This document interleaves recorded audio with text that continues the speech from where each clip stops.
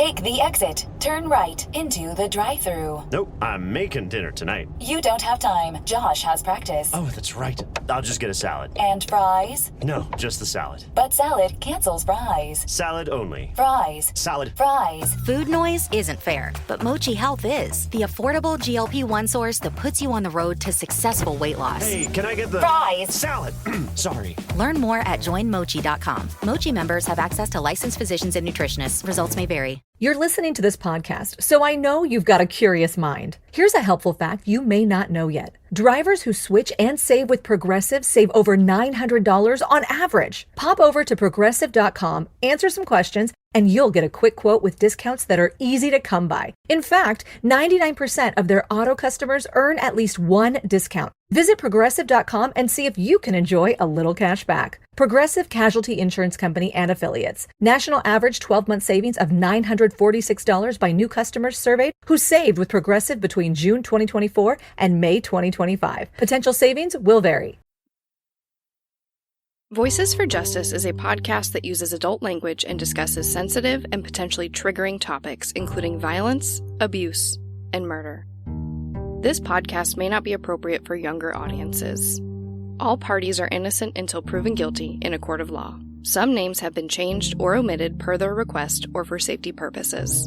Listener discretion is advised. My name is Sarah Turney, and this is Voices for Justice. Today, I am discussing the case of 5-year-old Dulce Maria Alavez, who went missing in a park in Bridgeton, New Jersey in 2019. This story was brought to my attention by several people who follow me on social media. And although it's still a pretty new case, I was really surprised to find that Dulce hasn't received more coverage. So I wanted to bring attention to it here because it really is a crazy case. There are conflicting witness statements, anonymous letters that pushed a family advocate to stop working on the case, and a lot of theories about what happened to Dulce. But let's get into it. Dulce Alavez was born on April 25, 2014 in Bridgeton, New Jersey, to her mother Noema Alavez Perez and her father Edgar Perez. Now, Bridgeton itself is actually a pretty small, rural city of about 25,000 people with a large population of Mexican immigrants, many of which came to work the vast amounts of farmland decades ago. Dulce was only 5 years old when she went missing, but she is an adorable little girl and by all accounts a happy kid who just started kindergarten, loved the movie Frozen, and dressing up like Elsa. And she was always begging her older cousins to show her YouTube videos of Peppa Pig. Let's talk about the family dynamic. Dulce's mom, Noema, was a very young mother, giving birth to Dulce when she was only 14 years old. And Dulce's father, Edgar, wasn't really in their lives. According to Noema, he questioned whether or not Dulce was even his until she began to resemble him more as she got older.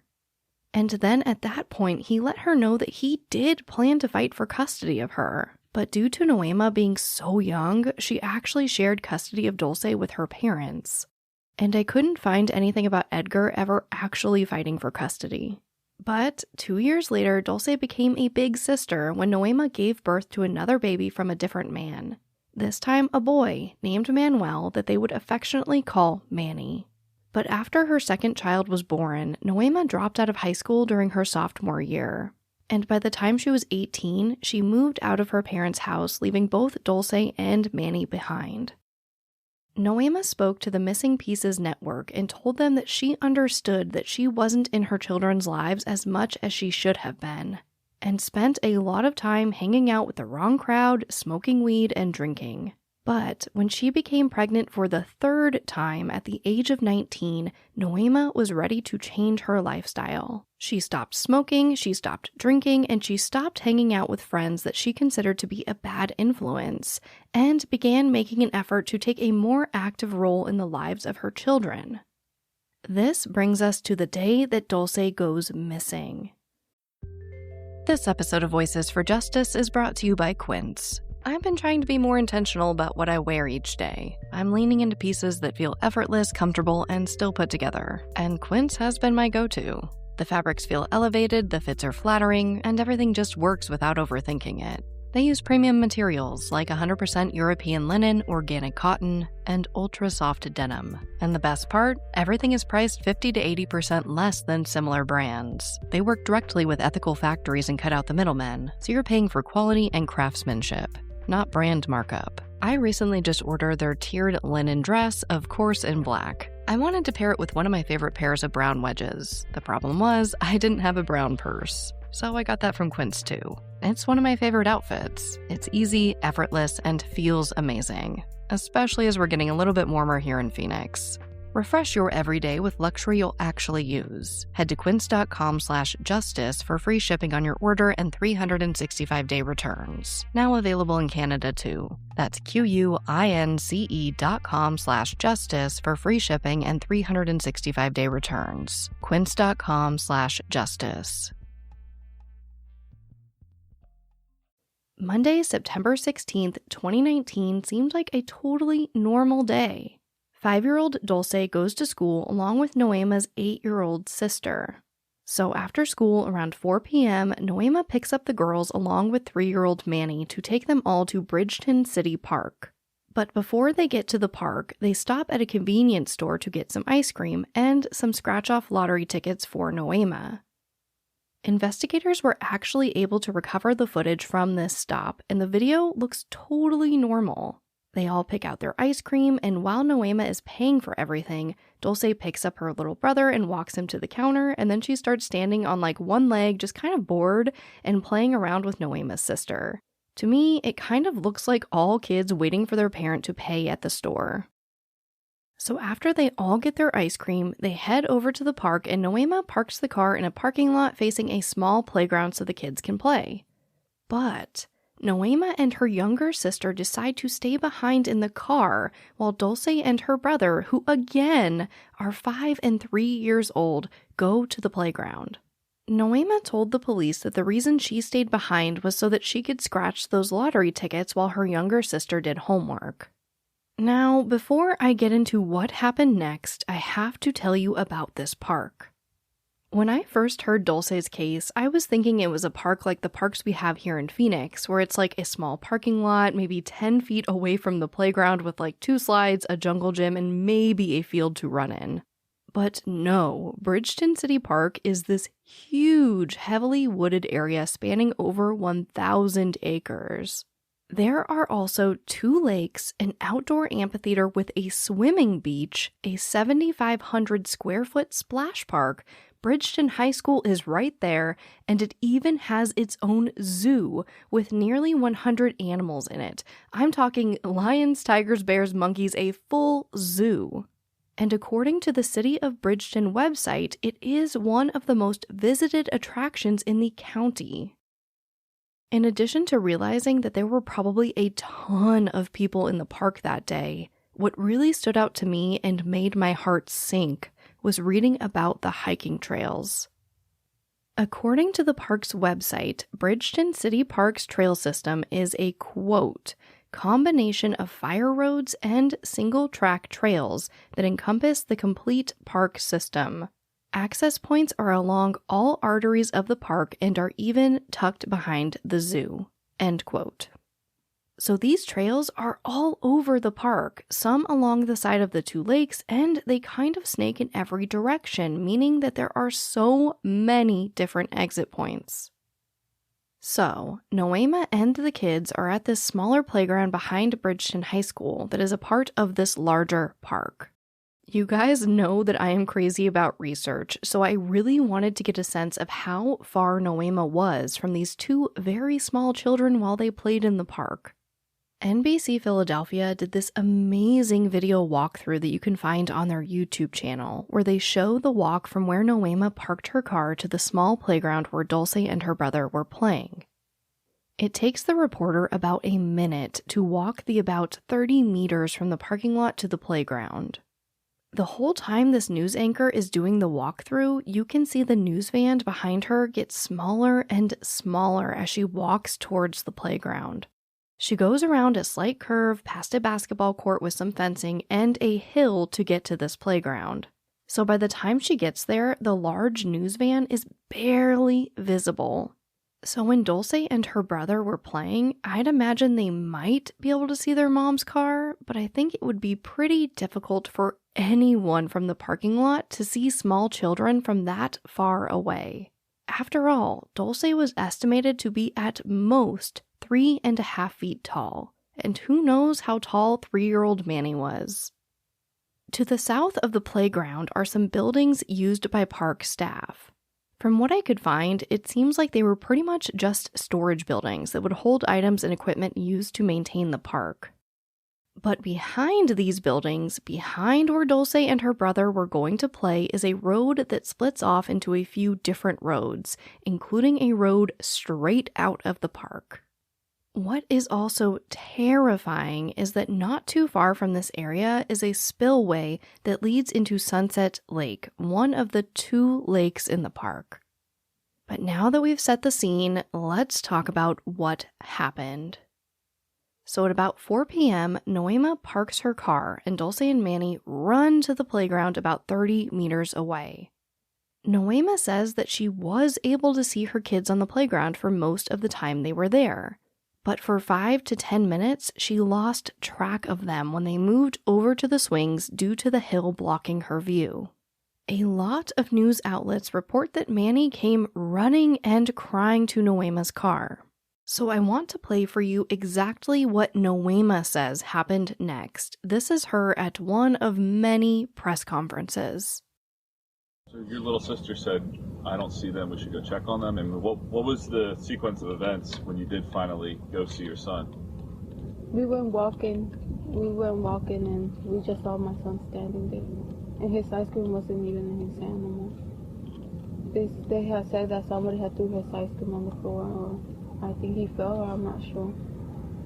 We just saw him crying. Then that's where I asked him, where's your sister? He just pointed behind the buildings. I guess he was crying because they had left him by himself. So when they see Manny, he is crying and alone, and Dulce is gone. They try to ask him what happened, but according to Noema, this 3-year-old does not speak at all yet. But they figure out that Manny lost his ice cream, and he points to those buildings behind the playground when they ask where Dulce is. So of course they check behind the buildings, but no one is there, so they start walking around just kind of calling out Dulce's name, looking for her. Noema has stated that at first, she thought that maybe Dulce was just playing some type of game with them, like hide and go seek. But after calling out for Dulce and getting no response, Noema goes to the basketball court to ask the people there if they saw anything. I couldn't find any direct quotes in my research, I'm assuming because they are probably minors, but they tell Noema that someone threw Manny's ice cream on the floor and Dulce ran away. And they say that they saw a black man and a Mexican man with 2 kids in the area her children were playing in, and that they think Dulce might have been abducted. At this point, they've been looking for Dulce for about 10 to 15 minutes, and Noema decides to call her brother, who lived near the park, and she asks him to walk over with their very sweet but very intimidating-looking dog in hopes that he would see Dulce on the walk, and maybe be able to intercept her and possibly anyone who might have taken her. But he can't find Dulce either, so at 4:48 p.m., after Dulce has been missing for about 30 minutes, Noema decides it's time to call 911. 911, where's your emergency? I can't find my daughter. Okay, when was the last time you seen her? We were here at the park and people said that somebody took her. Okay. How old is she? She's 5 years old. Okay, and what park are you at? Here in Bridgeton Park. Okay, where at in the Bridgeton Park are you? The one with the basketball court where high school is. Okay, so you're at the basketball courts behind the high school? Yes. Okay. And what was she seen last wearing? She was wearing, give me a second. I don't remember remember what clothes she was wearing, but she was wearing, I just remember her pants. She was wearing like a flowery pants and some heels, some white heels. Okay. All right, ma'am, stay on the line. I'm going to transfer you over to the police, okay? And you said she was 5, correct? Yes. All right. Hello, ma'am. Hello. Hi, did you see which direction your child went? No, we were in the car. She came down with my son. They were running to the park, and then me and my sister, we came down. But when we got here at the park, she wasn't here. They said that my son was just crying with his ice cream. Because somebody threw his ice cream in the floor, and my daughter just ran away. All right. You didn't see anyone else around there that she could possibly have went with? No, not that I know of. Because we didn't saw no one. There's just some other people that they're here that said that they saw her running through some houses in the back. And they said that they saw two men. They saw a black guy and they saw a Mexican man with two kids. Who's saying that they saw them? Because there's people here in the basketball court that they saw her. They said that they saw her running. They're saying that there's people there at the basketball court that they saw her running through some houses with two black males. She's light-skinned, Spanish. What color top does she have on? I don't remember. Okay. Are you at the basketball court? Yes, I'm right here right now. That's affirmed. She says that she's at the basketball court. And do you have your son with you, or is your son? No, I have my son with me. They say he was crying when we found him. He was just standing there crying. Oh, he was standing there crying. So who? You said that the black males took his ice cream? No, they threw it in the floor. They had threw it in the floor. So the two males took his ice cream and threw it on the floor, and then they left with your daughter? Probably, because I didn't saw it. When we came and looked for her, we were looking everywhere for her. She said that her son was at the basketball court with her daughter, that there was two black males that took her son's ice cream and threw it on the ground and left with her daughter.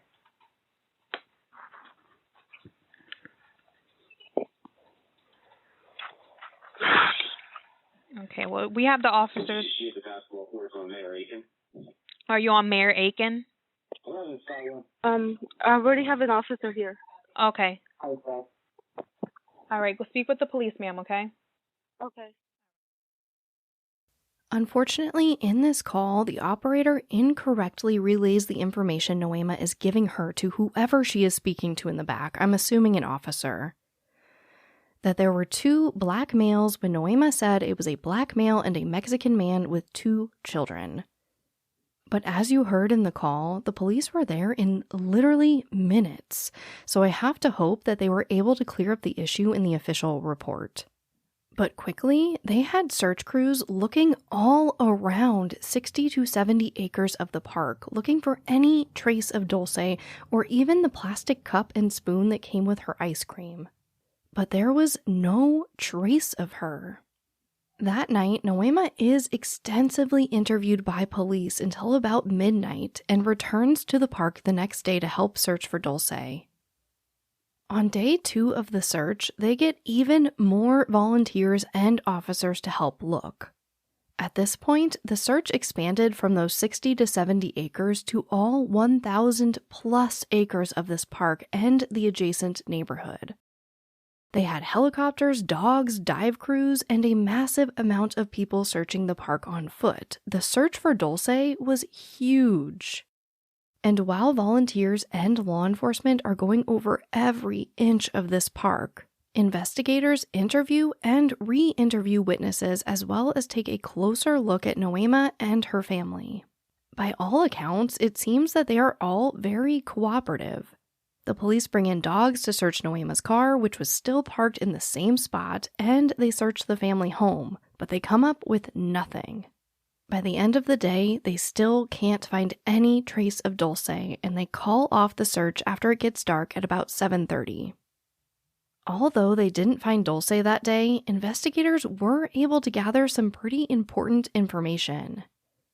Witnesses stated that they saw a man putting Dulce in a red van with tinted windows and a sliding door. They described this man as a thin, Hispanic male who was 5'6" to 5'8" tall with acne and no facial hair. And they say that he was wearing orange sneakers that were possibly Nike brand, red pants, and a black shirt. One of the most frustrating parts about researching this case are these witness statements and trying to figure out who said what, because this description of the van and the man seem to be kind of this mash of statements from Manny, who supposedly saw this red van, and the people on the basketball court who were able to describe the Hispanic man.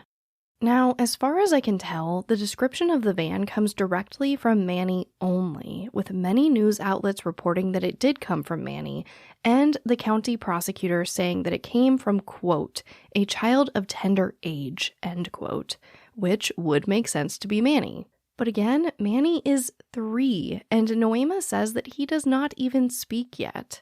The reason I am so stuck on this is because it will become a major piece of information in this case in general, and they will use it when they finally issue an Amber Alert for Dulce at 10 p.m. that night, over 24 hours since she was last seen. They also begin pulling over red vans and SUVs all over the city. I'm not saying a 3-year-old could never communicate this information. I'm just saying that at this point in the investigation, they put a lot of weight and manpower into finding this red van. This episode of Voices for Justice is sponsored by Chewy. If you have pets, you probably know about Chewy, and you also know that when they say that they have everything you need to keep your pet happy and healthy, they're not messing around. To keep them happy, Chewy has over 100,000 products from all the brands my pets love at prices I love. To keep them healthy, Chewy offers pet prescriptions, pet insurance, telehealth vet visits, and they're even rolling out vet clinics across the country. I've been shopping with them for a very long time. And in addition to the auto-ship feature that gets the dog's food to them every single month, I also love to experiment with different treats. But I'm a bit picky. For me, it has to be high quality with simple ingredients. I recently picked up treats from Shepherd Boy Farms that are 100% just chicken breast. Popcorn and Heber are already obsessed. Chewy has everything you need to keep your pet happy and healthy. And right now, you can save $20 on your first order and get free shipping by going to chewpanions.chewy.com/SarahETurney. That's chewpanions.chewy.com/SarahETurney to save $20 on your first order with free shipping. chewpanions.chewy.com/SarahETurney. Minimum purchase required. New customers only. Terms and conditions apply. See site for complete details.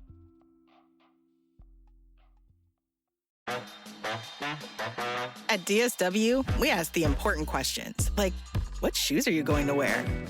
Whether you're prepping for wedding season, festival season, or just planning the ultimate vacay, the right shoes can make or break an RSVP. So own the moment. You've got big plans, and we've got just the shoes. At the perfect price, of course. Get ready to get ready with Designer Shoe Warehouse. Head to your DSW store or dsw.com today, and let us surprise you. By day 4 of the search for Dulce, there is a $35,000 reward for anyone that can provide information that would lead investigators to finding her. And on this day, Noema's current boyfriend, who is not Dulce's father, is questioned by investigators and then taken into custody of ICE, or Immigration and Customs Enforcement. Noema tells the media that she has no idea why he was detained or really what was going on. And the only comment that ICE would give was that he was eventually released. The issue is that many people believe that by detaining Noema's boyfriend in relation to being questioned about Dulce, this greatly discouraged other people in the community from coming forward when they really needed witnesses the most. I actually found a ton of statements from authorities and Noema begging the community to not be afraid to come forward and reiterating that their immigration status will not be questioned. But it seems like the damage was already done. On top of now dealing with a community who is more afraid than ever to speak with police, they also face a lot of other obstacles. The park is huge, and with such a large search party and so many people in the park in general, it was nearly impossible to preserve any footprints or tire tracks or much of any other evidence of Dulce or her possible abductor. Police Chief Michael Gaimari Sr. stated that surveillance footage showed that roughly 400 vehicles drove by the park in the time before and after Dulce went missing.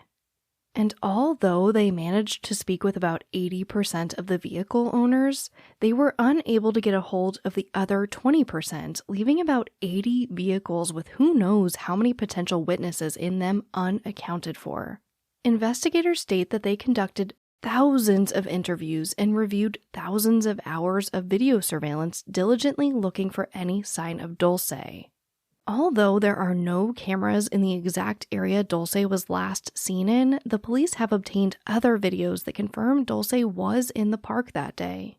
According to authorities, although there is not video surveillance covering every inch of Bridgeton Park, there is no way to get in and out of the park without being caught on at least one camera. Meaning that if Dulce was abducted, that person is 100% in that footage. All they need is for a witness to come forward and give them information that will allow them to match that to their video footage. By September 24th, a week after Dulce went missing, the FBI finally steps in and they add Dulce to their most wanted missing persons list. They are also finally able to get a hold of Dulce's biological father, who was living in Mexico at the time. Unfortunately, there aren't a ton of details about this interview, but it does not appear that they consider him to be a suspect in the case. By October 9th, the reward goes up to $52,000 after 3 New Jersey state police unions pitch in. There are also quite a few vigils held to pray for Dulce's safe return. It seems that although many people were afraid to speak with police, the community really rallied behind the search for Dulce. And on October 15th, the police finally release a sketch of a possible witness they want to speak with. So not a suspect or a person of interest, just a witness. The Cumberland County Prosecutor's Office, that has jurisdiction over this case, said that the sketch was created after a new witness came forward. They also made a point to state that the description did not come from the child witness who gave the initial description that led to the Amber Alert issued the day after Dulce went missing. But the description of this sketch states that the witness they are interested in speaking with is a Hispanic male, approximately 5 foot 7 inches tall, with a slender build, believed to be about 30 to 35 years old, who was wearing a white t-shirt, blue jeans, and a white baseball-style hat. The sketch also shows what looks like acne on his chin. So nearly a month after Dulce is gone, the police released this sketch and description of this witness that is very similar to the description of the suspect they released with the initial Amber Alert. Both Hispanic, both thin, both about the same height, and both have visible acne. I am really not sure if these are 2 different men or if the police just kind of wanted to change the title of this person from suspect to witness in hopes of garnering more information about them. I don't know, but the witness statements are endlessly confusing to me. The next big development in the case doesn't happen until March of 2020, when cryptic letters related to Dulce's disappearance start popping up all the way in Ohio. One letter shows up at the Austintown Library, which is like a 7-hour car ride away from Bridgeton, New Jersey. According to Janet Lowe, a spokesperson for the library, the letter was mostly illegible, but was immediately turned over to police. The next letter shows up at an ice cream shop, which of course we know that Dulce was literally eating ice cream when she disappeared, but this letter is also pretty illegible. Next, an index card is sent to Hollywood Gaming at Mahoning Valley Racecourse, prompting police to search about 40 acres of wooded area near this location.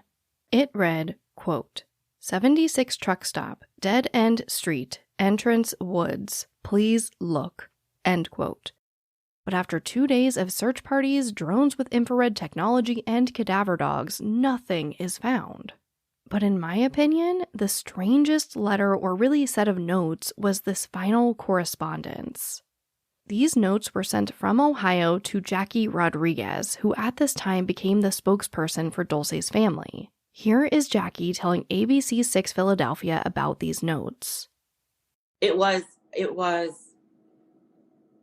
want to say 8 notes put into a regular envelope and then sent out like that. And it was just all scribbled. But when I looked in the front to see where it came from, I seen Ohio, Cleveland, Ohio. I'm like, this is Dulce related. This is Dulce related because I had seen and heard from previous notes coming from Ohio. And then I seen that there was a search behind a casino like the week before. So I said, this is Dulce related. And I'm like, oh. So I looked at the front and it was sloppy. What was weird was they had my last name right, but it looked like they had wrote Jessica. Jessica and Jackie are two different names, but it looked more like of a Jessica than more of a Jackie, with no number on it, like P.O. box, and it was blank. So I'm like, how the heck was this put into my P.O. box?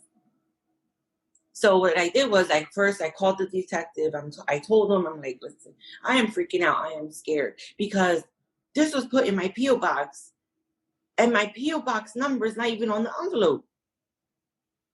So they hurried up. They came here within 15 minutes. They picked up the letter, the notes, and they went to the post office. And I went to the post office and I said, how was this put in my P.O. box if it does not have a P.O. box number on it? And she told me, well, I typed up your last name and the closest name to this was your name. I'm like, but that doesn't sound right. How are you going to put a random letter in someone's P.O. box with no number? Yeah. So it was weird. The circumstances behind how that letter got into her P.O. box are so strange, and I'm not sure we will ever really know what happened there. But a key thing about these notes is that they were able to make out a few words on them, including the word Alaska, border, 1776, Mexico, Civil War, New England, and Kids Home Orphanage. But after this incident, Jackie actually had a pretty bad panic attack and had to go to the hospital, ultimately leading her in taking a step back from the case to protect herself and her family. But at the end of the day, all police could confirm is that the handwriting on all of these notes match. We don't really know what all of these notes and words mean, and there is no way to know if there is a deeper meaning behind them or if it's just a prank. So Dulce has been missing for 5 months at this point, and the leads and tips seem to be drying up. But during this time, Dulce's mother, Noema, seems to be making an effort to speak with the media to raise awareness about Dulce. She did a ton of interviews and even went on the Dr. Phil show. But Noema is heavily scrutinized. Her interviews are basically picked apart, with many people stating that she seems cold and emotionless. People even came forward to speak about the day after Dulce went missing, stating that Noema didn't seem to be looking for Dulce or be as concerned as they would have expected. They point to Noema apparently taking a break during the search to eat some pizza. I think it's important to keep in mind that Noema was 5 months pregnant at this time, and apparently had not eaten since the day before. So in my opinion, I don't think her taking a break to eat a slice of pizza is anything alarming. But the largest and most common criticism of Noema has been about not keeping a closer eye on Dulce and her brother that day in the park. This led many people to theorize that this could have been strategic on Noema's part so that she could sell her daughter into sex trafficking or possibly some type of illegal adoption. The idea is that by making her sister stay in the car with her, whoever planned on taking Dulce would not have mistaken her sister for Dulce, and that the only witness would be 3-year-old Manny. But there were actually a ton of witnesses in this case, so I'm not sure how solid that plan would be. Noema has received so much criticism that she has publicly acknowledged it several times. And she states that, of course, she wishes she could go back to that day and keep a closer eye on the kids. But despite this criticism, she still continues to speak out in the media in hopes of generating leads in her daughter's case. Noema also stated in a press conference that the police would randomly stop by her house all the time to talk about the case as things came up. She was extensively interviewed and appears to be cooperating. They also took and returned her cell phone multiple times throughout the investigation. And since they returned it to her, I have to believe that they didn't find anything they considered evidence of a crime. On the 1-year anniversary of Dulce's disappearance in September of 2020, Noema told ABC 6 Philadelphia News, quote, "I'm grateful for them because not a lot of people are helping my family, support us, looking for Dulce. There's a lot of people judging me, my family, saying we had something to do with it, but we had nothing to do with it." End quote. I have to take a moment to reiterate that there is no correct way to grieve in a situation like this. And on top of that, I think it's important to note that although Noema is fluent in English and in my opinion speaks it pretty well, she grew up in a household where Spanish was the primary language. And many people who speak Spanish fluently have come forward to say that the interviews with Noema that are conducted in Spanish are much different from those that are conducted in English, as it just takes Noema an extra moment to respond, which makes total sense to me. And even though I absolutely took 6 years of Spanish, unfortunately, I can't make out a lot of what she's saying in these Spanish interviews. But I can tell you, I watched a lot of these interviews in Spanish and in English. And when Noema is interviewed in Spanish, her answers are much longer, and she tends to get much more emotional. So I do think the language barrier could be making a difference in terms of her getting emotional when she's being interviewed. And I have to point back to that 911 call because she seems pretty upset to me. Of course, this is just my opinion, but I don't really see anything crazy inappropriate about Noema in these interviews. The fact that she was so open with police and never retained legal counsel is more than I can say for a lot of key players in missing persons cases. However, one thing I can't get out of my head is that decision to stay in the car with her little sister while the kids played.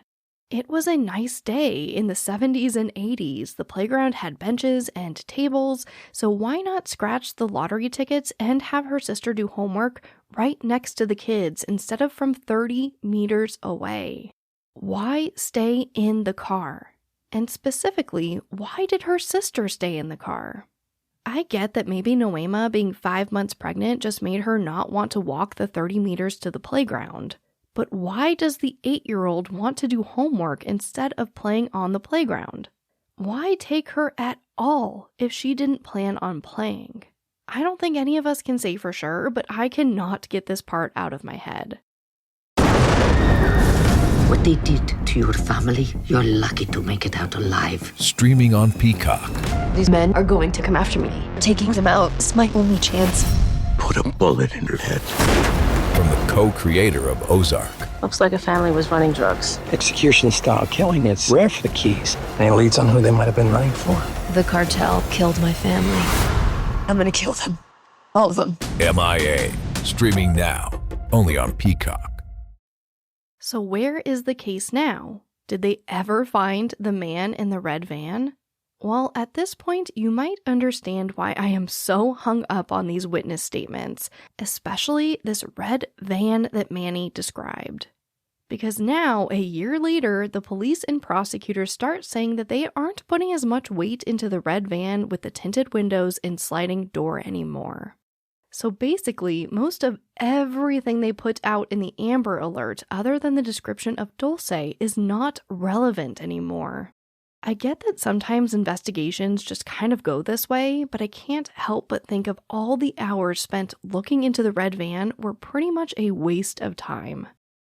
Here is Cumberland prosecutor Jennifer Webb McRae telling ABC 6 Philadelphia News about this red van. So I had mentioned in previous press conferences that we were looking for a red vehicle, right? Red van. We received, and this is public, we received that information from a witness of tender years, right? Mm-hmm. I would not discount it, but we have searched and gotten many, many tips about red vans. We've examined every video that we could possibly find in the area of the recreation area in Bridgeton, and track down all of the vehicles that we could track down. You know, sometimes when you look at video, you can't see the license plate or something of that nature, right? What I want the public to understand is that we have that information. We've ruled out as best we can every red vehicle, red van in the area. But I'm not wed to a red van. But it was the best piece of information we had at that time from a witness of tender years. So what happened to Dulce? I feel like the possibilities in this case are kind of endless. Could Dulce's father have taken her to live with him in Mexico? Did Noema sell Dulce? Was she taken by a man in some type of vehicle? I mean, I don't think it's impossible that a predator could have been in the right place at the right time when Dulce and her brother were pretty much playing alone on the playground. Maybe that person just drove up on that road by the park buildings, saw the opportunity, and took it. Another interesting theory comes from the surveillance video when they are all getting ice cream. In part of the footage, you can see a man who appears to be waiting to pay, but also just kind of staring at the kids. So did this man see Dulce and follow them to the park and wait for that opportunity? Is it possible that Dulce just wandered away and got too close to that spillway and fell in? I feel like this is one of those cases where you can theorize all day. But what gives me so much hope that this case can be solved and that Dulce can be found is how certain the police are that if they can just connect with one of those witnesses in the park that day that they have not been able to speak to, they can find out what happened to Dulce. Dulce's family and many people in the community are still hopeful that she is alive and well. The reward for information that leads to finding Dulce is now up to $75,000. If you have information about Dulce, please contact the FBI at 1-800-CALL-FBI. Dulce Maria Alavez was 5 years old when she went missing and will turn 7 in April of 2021. So she is probably taller than 3 to 3.5 feet now and probably weighs more than 60 to 70 pounds. But Dulce is Hispanic with brown hair and brown eyes and was last seen wearing a yellow t-shirt with a white elephant on it, black and white pants with flowers on them, and white sandals with a heel. Our call to action this week is to share Dulce's picture and the sketch of the potential witness the police want to speak with. These will be available on the Voices for Justice social media accounts. Please take a moment to at least look at her photo if you are unable to share. But as always, thank you, I love you, and I'll talk to you next time.